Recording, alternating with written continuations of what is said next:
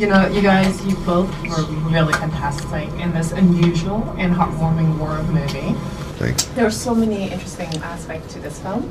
I'm curious, guys in the military, because they're just, like your character, he knows that if he's going to re-up, it means the end of the relationship with him and Megan. Do they ever last, relationship in the military? That's something that I'm just curious about. I mean, I'm sure they do. I mean, I'm sure they can, I should say. They can exist. There obviously has to be, I think it's like any relationship, to be quite honest, whether it's military or not, it's timing. Where are you in your life and where am I in my life? And when we meet, are we in the right place? You know, I think in this particular film, you find two people that have their own pasts and maybe haven't dealt with them, and so when they meet each other, that kind of, in my opinion, prevents them from possibly moving forward. And so I found that interesting. I think that's a very kind of realistic thing where sometimes you meet somebody, it could be you're like, this is the love of my life, but maybe the time is not right, you know, so. And calling your character, I thought your character is a Sergeant Gunner. You're really convincing in playing this role. Oh, thank you. So did you base on someone, or what kind of research did you do prior to the shoot? The research, we had great people, like, as our consultants on the film.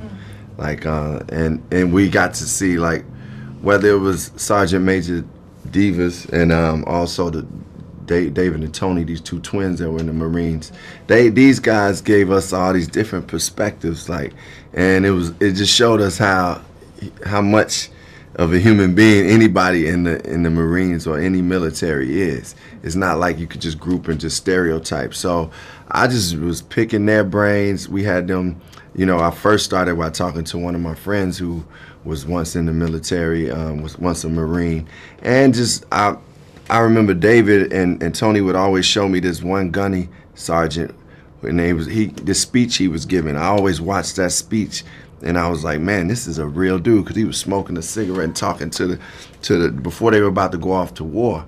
And it just reminded me of how, like, man, this is a human being. These are people. So it just gave me that thing to just be like, okay, you bring what, if you're a gunny sergeant from this area, bring that to your character. Just bring it. And that's what came about.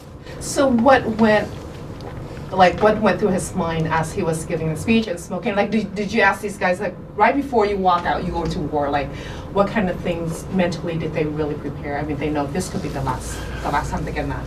Yeah, I mean, I would, for me, like, what I was thinking, because I had a scene that was similar to that, and it was really about, I don't remember everything I was thinking now, but I do know that it was about, if I'm telling people they're about to go out to war, I want to remind them of the things that we prepared them for, and to remind them that they are prepared to go out and do it, and that each person that's with them cares for them and has the same mission, and that they already have shown enough courage and strength to get to this point. And it's going to be, and I gave them the reality, it's going to be, you're going to be scared, crazy. But it's a certain way to center yourself and get in there and remember you prepared. So it's like, I know it's a life and death situation, but I think it's like a coach telling someone to, what it's going to be like in the game and how to deal with this. So it was good. It was inspiring for me. And speaking of life and death, I mean, your character, he don't mind, to sign re-up and then return to combat. So I'm just curious, in the back of these soldiers, like, what is it about them keep going back? I mean, I think there's a lot that the Marines and any military can provide. First of all, there's this family concept, this feeling that you belong to something. You have a purpose, and you have a pretty great purpose, and I think that's something that's incredibly attractive, especially to young folks coming up when you're trying to find yourself, and to know you're doing something that's got a pretty great cause. And I know for the canine handlers, I got to talk to a few of those guys, and they really knew every time they went out, every time they were on a mission, that they could die. It's a very high percentage of them that do get injured or die, and so they really have this appreciation of kind of the moment. So mentally and spiritually, they're ready. Like, I could die anytime. And it makes them appreciate the present of what they have right then in that moment. And so I think they know, you know, they're willing to sacrifice. It's a great sacrifice, and they're willing to do it because they believe in what they're doing. Yeah. And when you're doing something that's bigger than you, it's just not you. You know, if you know you're doing something that's for all these people that represent that are living in this country, you feel like, look, I'm doing something to protect the people here and to stand up for that and what I believe in. It becomes, you know, you can move yourself out of the way and just do it at that point. Yeah, it's beyond you. Yeah. And when they do that, when they find a bomb, the feeling that these young men and women have, it's like they know each bomb, they save lives. Yeah.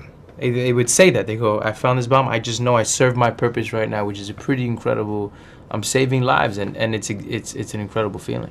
Great movie and great job, guys. Thank you, Victoria. Thank you. You think I'm afraid of you? Lay down. Rex, lay down. Vehicle approaching. Guns up!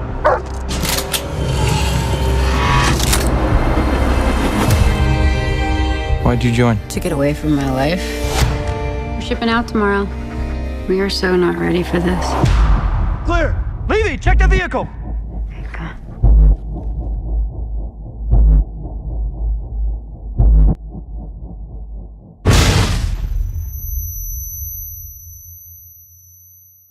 Where's my dog? I need to see him. Oh, no.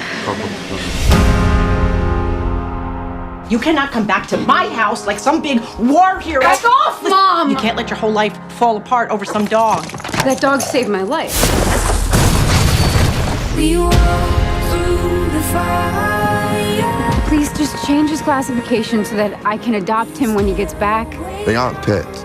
They're warriors.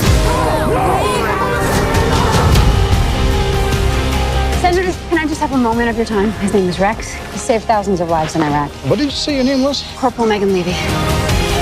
All you gotta do is fight. And you know how to fight. You're a Marine.